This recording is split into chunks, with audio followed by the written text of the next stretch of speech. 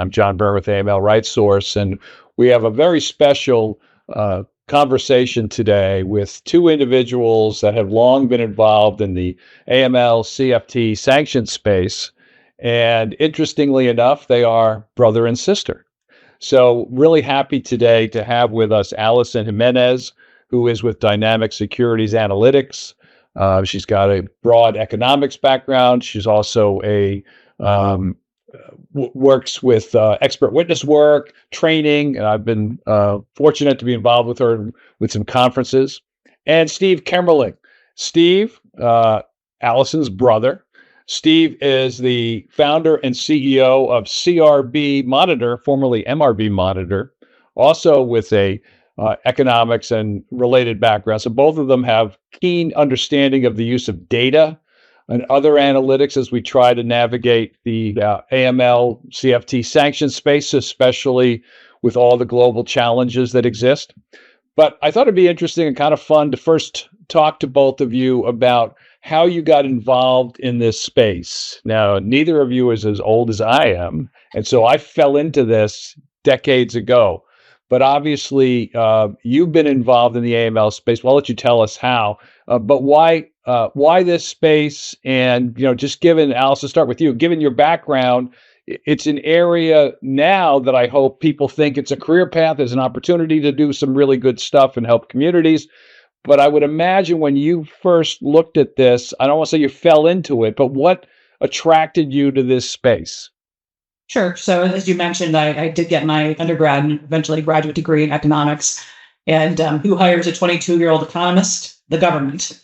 So I first had an internship with the South Carolina Senate Finance Committee when I was an undergrad, and then moved to Florida, and I got my first job as a securities regulator in the state of Florida, which, again, this was before there were any AML laws specific to securities firms. It was before 9/11, before the expanded, Patriot Act. So I was doing work that touched on AML, but there wasn't the rules. So there were still Ponzi schemes, there was still fraud, but there was just a different structure, and it was more of a consumer protection type role.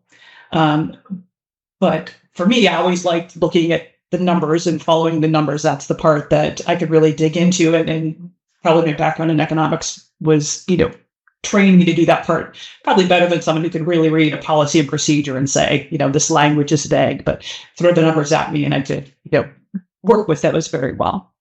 And then I went to work in-house at a large financial institution, oddly enough, in their legal department. I'm not a lawyer, but, financial institutions, if you're large enough, you're going to get sued by, your customers, by former employees, by competitors, and they need someone to do the math for those lawsuits. And that was my job. For 3 years, I was the financial analyst for lawsuits, basically to figure out how much money was lost, or did we lose money? How much money did we lose? Where did the money go if it was some sort of Ponzi scheme or scam? And I did that quantitative analysis, which on occasion I've had to testify about. So that's how I started doing expert testimony work, was in-house for a firm that they just needed someone to testify about the numbers. I went on my own doing the same type of work, basically quantitative damages for securities litigation. A couple of years in, someone reached out to me who knew I was a former securities regulator and said, "Hey, we have this new AML audit thing we're required to do. Can you do it?" And I said, "Sure." And then I went and said, "What's AML?" And went to my first AML conference and got certified. But it wasn't foreign. The rules were different, but the concept of following money, having, policies and procedures, knowing who you're working with, those laws came into effect, but it wasn't like a foreign concept to me. So then, since then, that was years and years ago, a lot of my work is doing compliance consulting, maybe working on risk assessment tools, taking that quantitative understanding of how do you put a rule into math, or if there was some sort of business email compromise, where did the money go? How was it transferred? Where did it go from wire to crypto back into cash? So that part that's where my strongest skill set is. But I've been doing this so long, I've had my finger in a lot of different areas of the AML space. So that's kind of my journey into AML. Well, I'm going to come back with you in a bit, and we're going to talk about what's going on in the financial space regarding cryptocurrency, regarding, I know, a space that you're well versed in, and that's the human smuggling, trafficking area, sextortion. All of this does demand an understanding of data besides what are the laws and regulations. So I think that becomes particularly important. Steve, looking at your background, you were an investment banker. You sort of bill yourself now rightly as a reg tech entrepreneur. You founded, as I said, at the beginning of this MRB Monitor back in, I think, 2014. So it's been almost a little over a decade. I've been fortunate to see you present a number of times, and we did a podcast a few years ago. Same sort of general question about how did you get into this space? Obviously, again, you were in banking. Like Alison, obviously, you had that background, so it's not strange to transition to a part of that community because it's the adjacencies are all connected, whether it's fraud or what have you. But tell us a bit about that, because you clearly now are seen as an expert in this space, both again in the crypto space now and of course the cannabis space. And I've again been fortunate enough to be at conferences and panels with you that are AML centric, but care about these things because they're either directly relevant or they're adjacent. So fascinated again that Alison's career path. What about yours? Yeah, thank you for having me, John. It's a lot of fun having had the opportunity to work with my sister. I did work with her for I think 2 to 3 years at Dynamic Securities Analytics shortly after she started it. Which kind of jumps ahead. So that's kind of, but we weren't really doing a lot of AML work, like she said. We were when she left the large broker dealer and started in house, on her own. I had worked at that point. I'd worked at 2 investment banks previously, so I came with a lot of finance and financial analytics background that was complementary to the type of work that Alison was doing. And so again, kind of the Venn diagram is in the M&A investment banking world that I worked in. I worked in industry specific verticals. So I worked in oil and gas. We had oil and gas databases. And then I worked in FIG or bank M&A. So we had bank databases. And those are the 2 I had started working first. Then I worked with Ali in obviously data specific kind of analysis. Worked there for a couple years, and then went back to investment banking again for 2 other firms. Basically, the common thread throughout all my investment banking was using industry-specific databases to understand who were the players, what's the market dynamics, who's buying who, what's this company worth, et cetera, et cetera. So when cannabis started percolating in, kind of 2010-ish, really, when I started looking at it, it was more 2012, 2013. And I was looking at this brand new industry that had no data on it. So I was really viewing it from the lens of an investment banker, not AML at all. But it was, we'll use the M word, was marijuana, right? So the marijuana is technically, still today, as it was then, technically federally legal. Therefore, the federally legal drug trafficking. Therefore, all proceeds derived from federally legal drug trafficking are technically money laundering. But this was, so really it was kind of the Venn diagram of my experience of, hey, here's a new industry without a database. It also happens to be federally illegal, but I think at the time, 10 states had legalized marijuana. And this one, FinCEN had come out with marijuana banking guidance.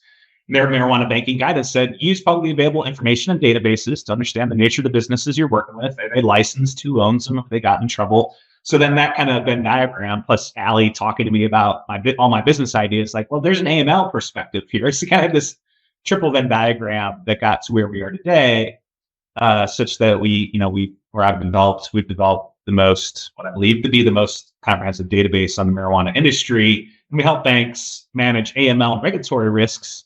And they're still not really using the data the way I intended it originally, which was capital allocation, lending, equity, right. M&A. Not yet, because the industry is still illegal. But then that also led, what we figured out was how to build databases from opaque emerging industries that had no taxonomies, had no definitions, right? So it all starts with policies. And then my big bank clients came to say, hey, you figured out cannabis, can you apply that similar knowledge to crypto? So it's still kind of AML tangential, but it's more of a corollary than kind of the primary cause. I just remember when I first met you at one of these conferences and you described your company, I said, why would people want that data? Because it's, as you just said, it's illegal, what have you. And obviously, your data, and I'm simplifying this to a great deal. And I want you to amplify it, but you talk about the direct activity with cannabis, indirect, several, in terms of companies that you might work with, that some of their materials might be used for this, all that sort of stuff. And you obviously give financial institutions all the information they need to make the decision. So you're not taking a position, rightly or wrong, you should bank cannabis, you shouldn't. You're saying if you're going to look at this space at all, here's the data you need to make those decisions. Is that sort of is that a fair way to describe? I know it's a lot more detailed than that, but you do show all these areas where there can be issues and you got to figure them out. But basically, they hire you to say what's out there, and then they make the decision. Is that fair? Yeah, it's both complex and it's not. It's either your marijuana, we call them cannabis cautious, right? We have a Right. policy to not knowingly bank marijuana, cannabis. And by the way, for anyone listening, marijuana equals cannabis. At least when you talk to me, it does. But they mean the same thing now. But it's one data asset. So when I was first banking, I built CRB Monitor to help banks that want to bank marijuana follow FinCEN guidance, but that's 5% of banks. So 95% of the time I was talking to banks and they're like, well, I kind of have this opposite use case. I want to make sure that we don't inadvertently have exposure. So again, the methodology was, we wrote an ACAMS today, defining marijuana related businesses. I'm fairly well known for that, tier 1, tier 2, tier 3. So first you create kind of this out of the box rough policy. I know not everybody uses it, but like, what is a marijuana business? And then we say, okay, now that we defined it, here they are, right? So depending on your risk appetite. But yeah. I'm just going to jump in with the analogy when I explain what Steve does to other folks. That, well, if you say, well, we don't bank people on the sanctions list, if you don't check the sanctions list, how do you know you don't bank them? So if you say don't bank marijuana, then you need to know who the marijuana customers are. And if you're on the opposite end saying we do, well, we make sure that they actually have the license they're alleging to have and things like that. But that's, again, taking what he does and simplifying, something more complex. Yeah, that obviously makes it very clear. Just a high level question, Steve. Your client base, all size institutions generally? Yeah, we have 3 of the big 4 banks, about to be 4 of the big 4, and we have $50 million credit unions. It's the same problem. It's an information problem. So Sure. Regardless of the size of your institution, you just need to know what is the universe of relevant entities. So, but yeah, it's global too. We have Hong Kong, London, US, Canada, but it's mainly US and Canada and European focus given the footprint of marijuana. But crypto is different, not to lead too much, but crypto is obviously much more global phenomenon than marijuana. I'll come back to both of you on crypto, but Alice, I want to go to you now.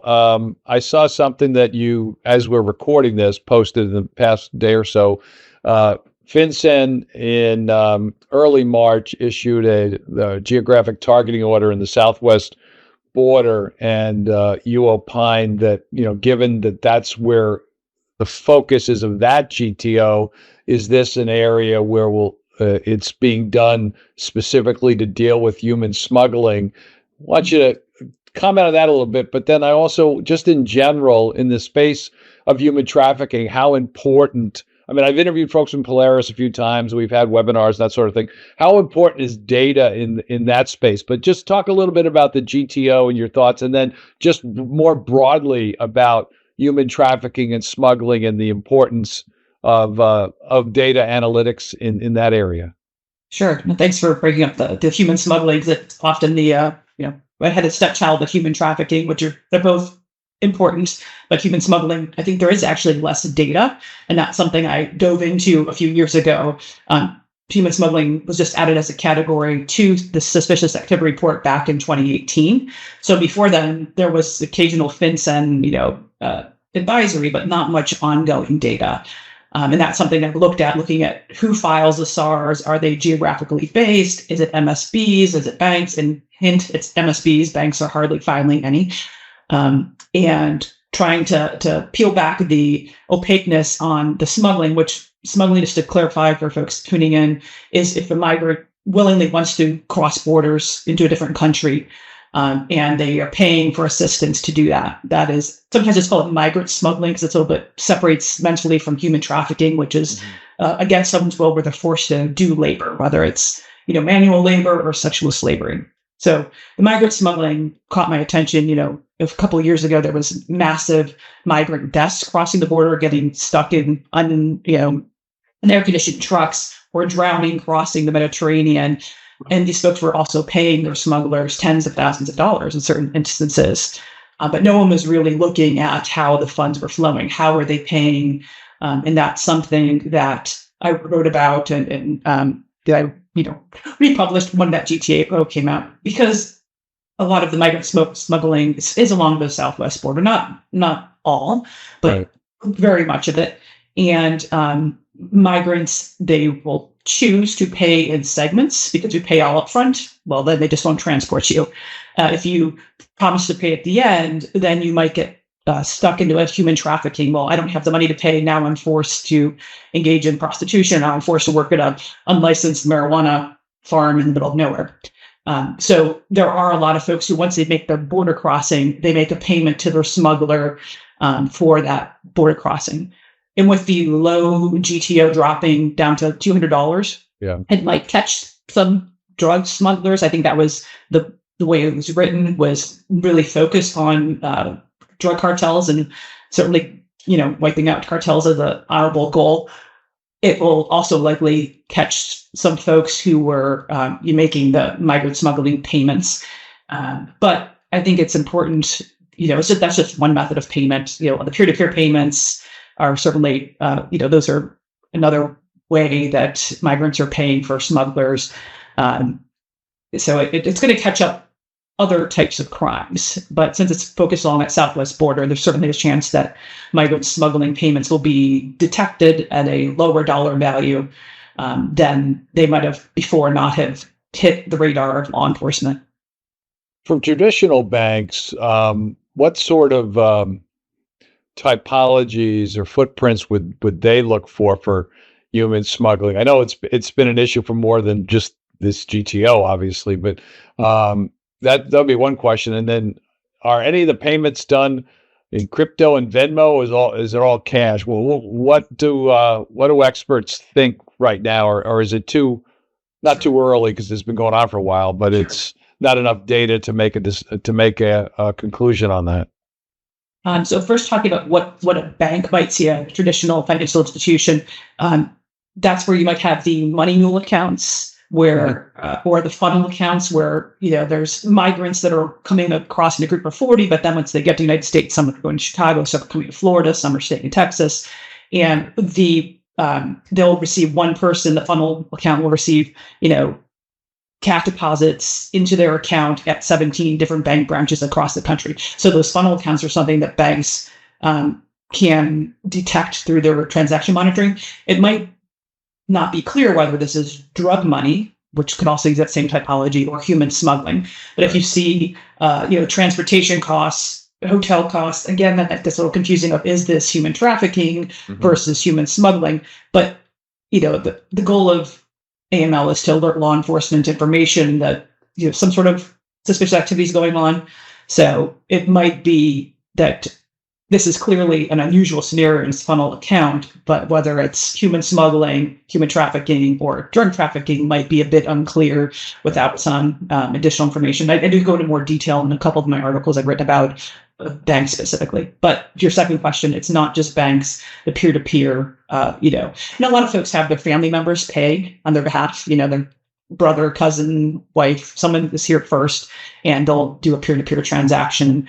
So the use of cash may not be capturing a lot of other type of payment methods.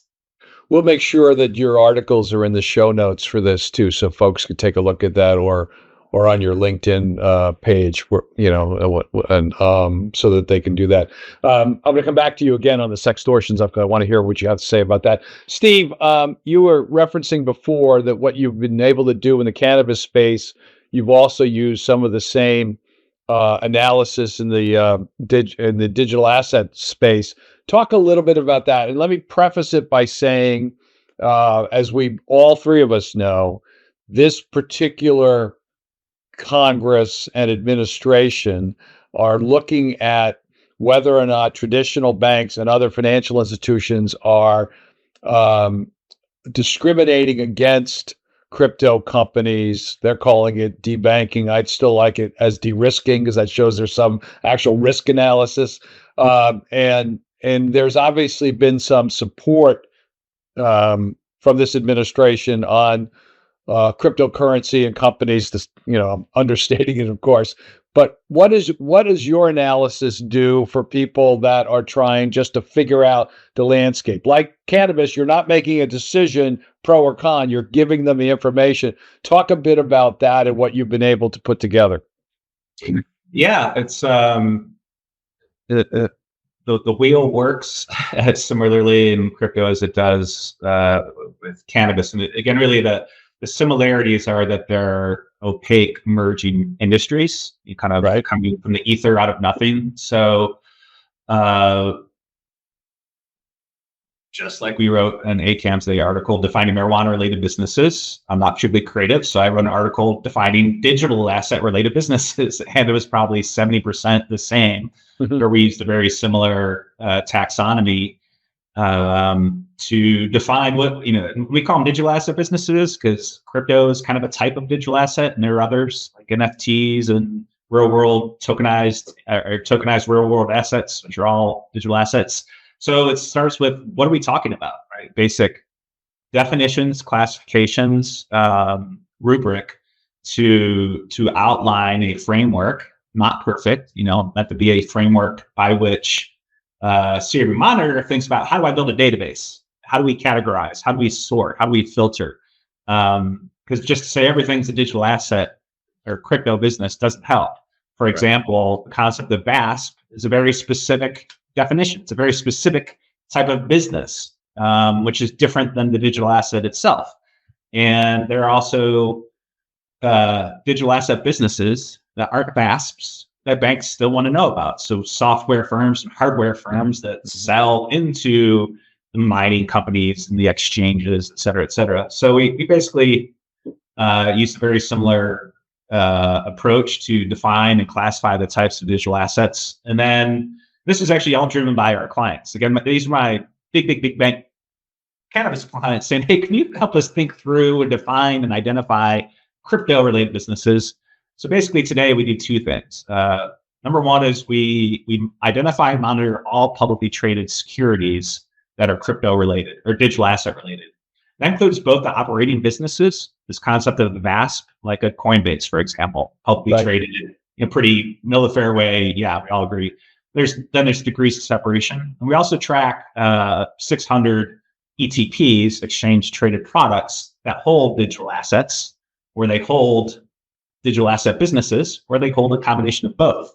So a lot of financial institutions are saying, well, I have no exposure whatsoever to digital assets. And we're like, well, what about these 84 ETFs that you hold? Like, well, that's an ETF. That's not a digital asset. I'm like, well, it's made up entirely of digital assets. Therefore, it is just a bucket of digital assets. Right? Sure. So interesting.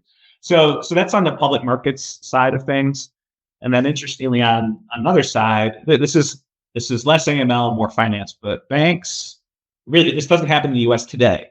But banks that hold crypto assets on their balance sheets, there's capital, prudential regulatory capital calculations that they have to calculate for how much they reserve against digital assets. So this gets pretty wonky, but it depends on the nature of the digital asset. And there's a whole Basel definition, and the US doesn't love Basel, so we're going to create our own kind of definitions.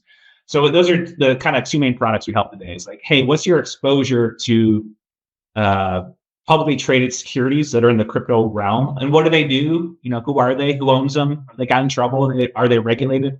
Then there's this concept of regulatory capital, where we analyze each digital asset itself and determine which bucket, which capital relevant bucket that it falls into for a bank that holds it. And this is our European clients that actually hold this stuff today, but that will happen in the US.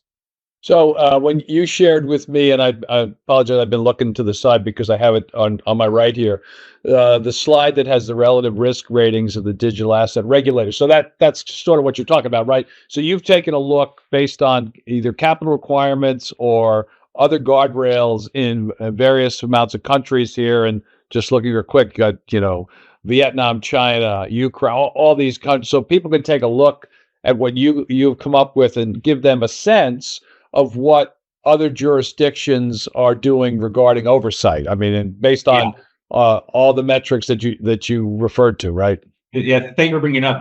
That's kind of an output of all the work we're doing when we're analyzing all of these businesses and exchanges, like who regulates them, how real is that regulation? Again, kind of similar to my cannabis. It's like, okay, the state's regulated, but do they really regulate? Do they really enforce? Do they have AML considerations, right? Right. So yeah, we analyzed, I think, 60 countries and kind of risk rated them based off a number of characteristics about, is it in fact, a truly regulated country where this VASP is operating? And that information, or at least some of that, could be available on your website, written by you and your colleagues. It is. That specific one is a nice long blog, but yeah, we're constantly refining that, especially as we talk to clients. So here are these other factors that we utilize as we're analyzing it. But yes.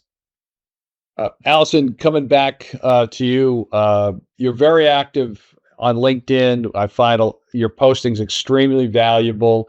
But I've noticed, I noticed recently you focus on a lot of different things, but you've talked about the issue of sextortion. Tell us a bit about, sort of define that, and also, in terms of data recommendations, that sort of thing. Obviously, I have a general idea of what that includes, but for our audience, give us both the premise and some of the things that you and colleagues are working on to address that issue. Sure. Thanks for giving me an opportunity to talk about this, because it's so important. I have a hard time not talking about it. So I'm specifically focused on financially motivated sextortion of children. So sextortion is when an offender threatens to release into the images nudes of someone. The financial sextortion is, I will not release these photos if you pay me. And then the final component is, these are intimate images of children. The child connected with someone on Snapchat or Instagram. They thought it was someone their own age. The conversation gets flirty. They exchange intimate images. But it turns out the bad guy on the other end is a transnational organized crime individual, usually based in Nigeria, Ivory Coast, maybe the Philippines, who are targeting children just to get that image. And then as soon as they get that image, they immediately, within minutes, go to blackmailing the child for money, saying, pay me $300, pay me $1,000. I need it right now. I'm going to share this image with all your friends who I saw on your social media profile. And they'll even put together a collage. Here's all your people on your baseball team. Here's your schoolmates. Here's your parents. We'll share these pictures with your parents. It's very immediate, threatening, emotionally devastating for these kids. And, part of what drew me to it is there's been about 45 suicides of teenage boys, and it is targeting specifically teenage boys. And that's just within the past 3 years. And those are the ones we know about. I just got a message yesterday about a mother who thinks their child, who's 13, committed suicide because of this. They haven't been able to get into the phone yet, and asking for resources, how to even get into the phone to know if that's why. But putting back on my economist hat, my anti-money laundering hat, this is a financial crime. The bad guys are doing this to get money. So we have a role here.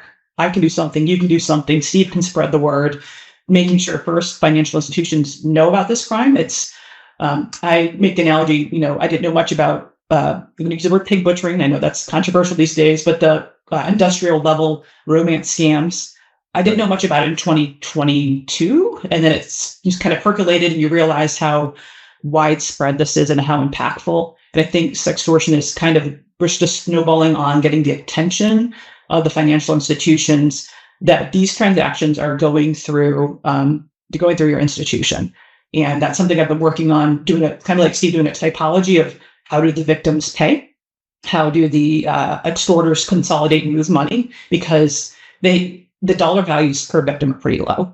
$375, $1,000, and it might not trigger a transaction monitoring scenario because it is low. We'll talk about that. That's something I would love to get all the brain power in this industry to think about. How do we focus on that? But first, you have to be aware that this is a problem that's happening. So we're kind of at the base level of raising the alarm that's happening, and then thinking about how do we retool our transaction monitoring for accounts that are marketed to children, the peer-to-peer that are teen accounts.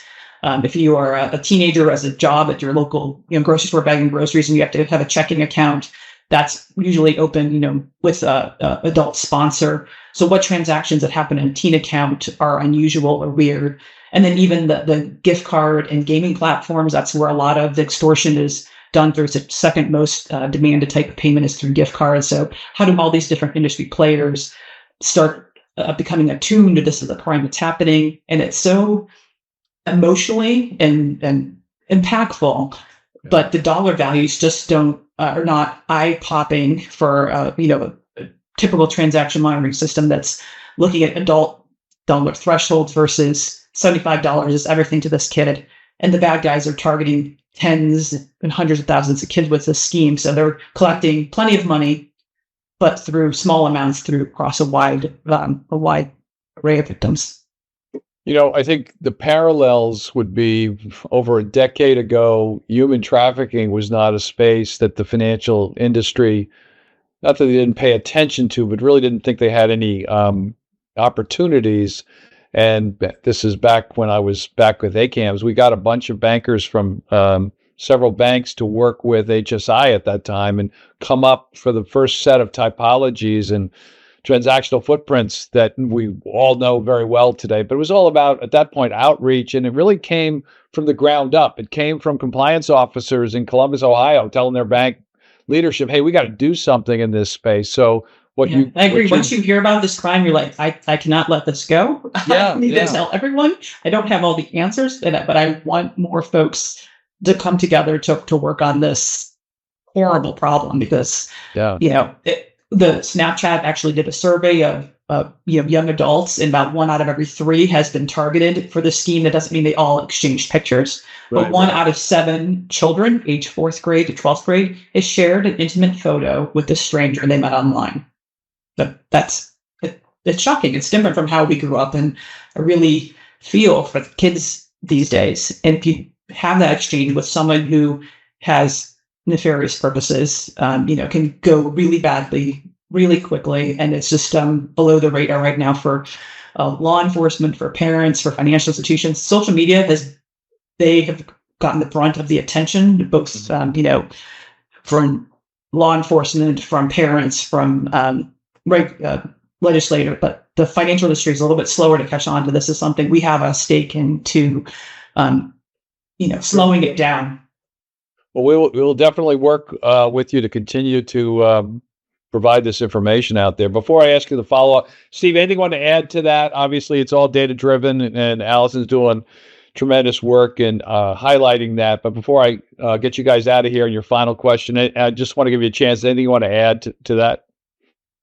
No, that's been a lot of bit outside our current wheelhouse. So then going and watching my sister speak and supporting her, right.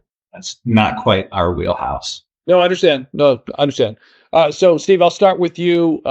We're in the early months of 2025, and in the States, there's a whole sorts of executive orders and other things. The CTA is not going to include domestic companies anytime soon, and obviously there'll be challenges to all that. But not asking you to opine on the politics, but if folks are calling your company and calling you and say, hey, Steve, we're just trying to figure out for the remaining part of 2025 and going forward what we should focus on. And I'll prejudice your answer this way. I asked a banker that just the other day, and that particular banker said, we're not changing anything. We're not going to overreact. We're still going to do the blocking and tackling and make sure, that leadership doesn't cut our resources.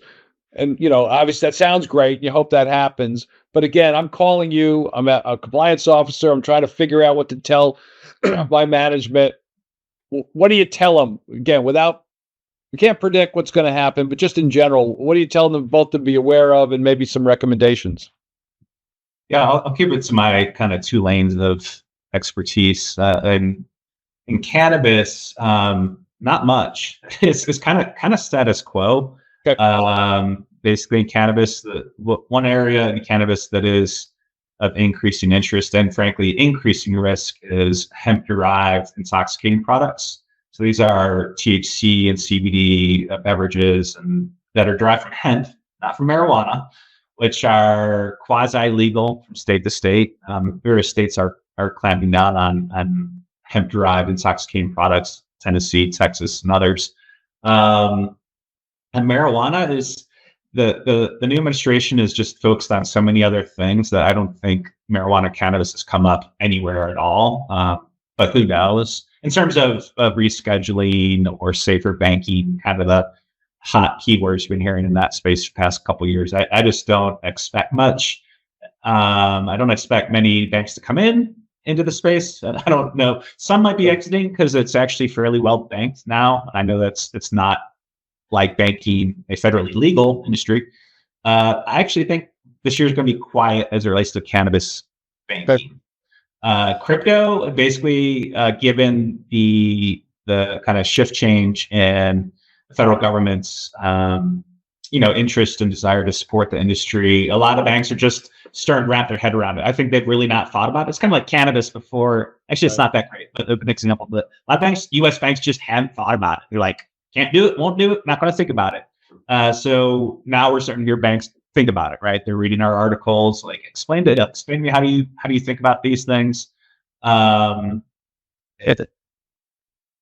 had one or two interesting calls last week with some very big banks and custody banks, and they're like, well, publicly we're very crypto, but in the back end, the head of compliance is like, we're not going to be moving that fast. To kind of repeat what you just heard is everybody's going to say they're doing it, and they are moving relative to what they would have done if Kamala had been elected, I guess. But everybody's looking at it, kind of like they're looking at cannabis 10 years ago, kind of. Yeah, I mean, certainly there's a risk there, so you have to do your regular risk assessment and risk analysis. So that makes sense. Alison, from your perspective, again, you've obviously opened our eyes to this really sad sextortion issue, but other things you've testified a number of times in front of Congress on a whole host of issues. Again, not asking you to opine on legislation, but just in general, we call you up and say, Alison, what should we be focused on for the remaining part of the year in an AML CFT space? Just generally, what do you tell clients? I think in one area we've actually seen an increased focus is the fentanyl and drug trafficking, as for example, that GTO. Right. The other really interesting thing that happened, in the first days of the administration was the naming of cartels as foreign terrorist organizations, which changes the game as far as identifying, reporting, and what does a SAR look like for terror finance for the Sinaloa cartel. And I think that's something that the financial institutions maybe caught folks off guard, and we'll have to think through, how do you file that SAR, or how do you know it's a cartel? How do you not know if it's cartel? If the drug trafficking organization, when does it become terror finance related? And then if you're supporting a terror group by transporting their materials as a trucker, or selling them guns, or whatever, selling them a horse to launder the money, are you now, supporting a foreign terrorist organization? So there's some thought that needs to go into how are we going to analyze this differently, because that is one area we've seen a lot of rollback of attention in other areas. That's one area that's gotten more attention. So thinking about the drug trafficking, fentanyl, terrorism classification. Oh, I appreciate that, and obviously that's important as we look at the formerly issued priorities. That's a clear priority given what's happening, and like you said, those executive orders. Alison Jimenez and Steve Kemmerling, I want to thank you so much for sharing your insights today, and more importantly, the work that you're doing for our community, which is so invaluable, both information, outreach, and obviously advice and counsel. So thank you so much, and we'll make sure that folks that listen to this and watch this, they know where to go for more information on CRB Monitor's webpage and some of the articles and analysis done there. And of course, Alison, like I said, you're somebody that people should be following on LinkedIn if they're not already, because of all the insight that you present on a whole host of issues. We didn't have really time today to talk about what happens with various humanitarian groups when we're dealing with CFT issues and obviously get harmed by that. But that's also something that you've opined on, and I'd ask folks to take a look at that. So again, thank you guys. I really appreciate it. Stay safe, and we'll talk soon. Thank you, John. So much.